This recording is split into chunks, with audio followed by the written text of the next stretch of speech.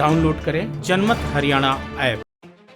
हरियाणा की सियासत के ट्रेजेडी किंग के नाम से विख्यात वीरेंद्र सिंह 25 मार्च को अपने राजनीतिक जीवन के 50 साल पूरे करने जा रहे हैं।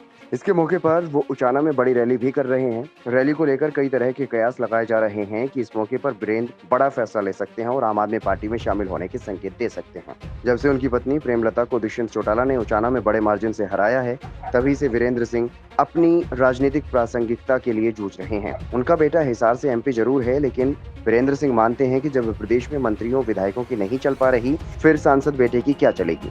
ऐसे में वीरेंद्र सिंह जाट संसद में अपना सीएम यानी कि जाट मुख्यमंत्री बनाने की वकालत कर रहे हैं। आपकी बिरादरी के 10 मंत्री हों, मुख्यमंत्री आपका नहीं हो, तो आप ये समझते हो कि 10 मंत्री मिलके आपकी बात सिरे चढ़ा सकते हैं? मुख्यमंत्री को इतना भी एतबार ना हो कि मेरा मंत्री क्लर्क की या क्लर्क से छोटे कार्य कर्मचारी की बदली कर सकता है या रोक सकता है, तो मैं मानूं कि हाँ, कुछ प्रजातंत्र का सही स्वरूप है। लेकिन छोटे से छोटे कर्मचारी की बदली के लिए भी चीफ मिनिस्टर ऑफिस अगर फैसला करे, तो भाई फिर आपकी मांग चीफ मिनिस्ट्री की होनी चाहिए, उससे छोटा कुछ नहीं है। दिल्ली के बाद पंजाब में आम आदमी पार्टी की सरकार बनने के बाद माना जा रहा है कि हरियाणा की राजनीति में भी बदलाव दिखाई देगा, क्योंकि हरियाणा का बड़ा हिस्सा दिल्ली और पंजाब के साथ लगता है। ऐसे में प्रदेश की प्रमुख सियासी पार्टियों के कई नेता आम आदमी पार्टी का हिस्सा बन सकते हैं, खासतौर पर वो नेता जो अपने अपने दलों में उपेक्षित महसूस कर रहे हैं।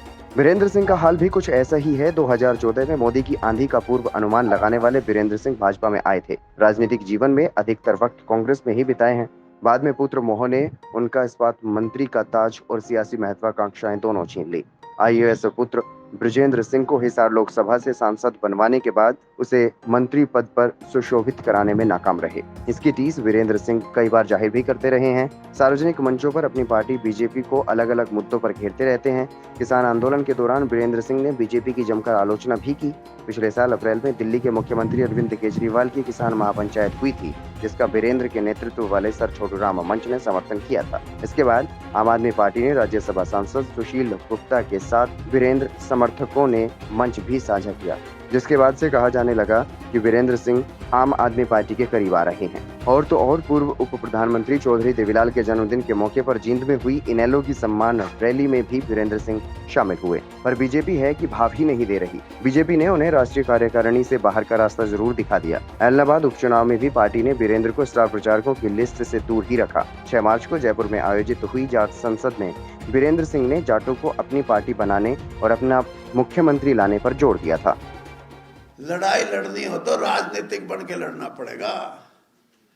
किसान आंदोलन में भी कहते हैं हम तो जी गैर राजनीतिक है। अरे 62% हो, बना लो पार्टी, उठा लो झंडे, ये तो भागते फिरेंगे सारे। अब सबसे बड़ा सवाल ये है कि क्या वीरेंद्र सिंह दूसरे स्वामी प्रसाद मौर्य बनने जा रहे हैं। ये हम इसलिए कह रहे हैं कि जैसे स्वामी प्रसाद मौर्य बीजेपी छोड़कर सपा में शामिल हो गए थे और उनकी सांसद बेटी संघमित्रा मौर्य बीजेपी से अलग नहीं हुई, क्या उसी तरह से वीरेंद्र बीजेपी छोड़ देंगे और उनके सांसद बेटे ब्रजेंद्र बीजेपी में ही बने रहेंगे। अब देखना दिलचस्प होगा कि 25 मार्च को उचाना में होने वाली रैली में वीरेंद्र कौन सा बड़ा फैसला लेते हैं और क्या वो बीजेपी को अलविदा कहकर आम आदमी पार्टी में शामिल होते हैं या सिर्फ भोकाल बना रहे हैं। ब्यूरो रिपोर्ट, जनमत हरियाणा। राजनीति के आगे, राजनीति के पीछे, हर हलचल को जानने के लिए हमारे YouTube चैनल जनमत हरियाणा को लाइक करें, सब्सक्राइब करें और अपडेट रहने के लिए बेल आइकन दबाना ना भूलें। देखते रहें जनमत हरियाणा, सच के अलावा कुछ भी नहीं।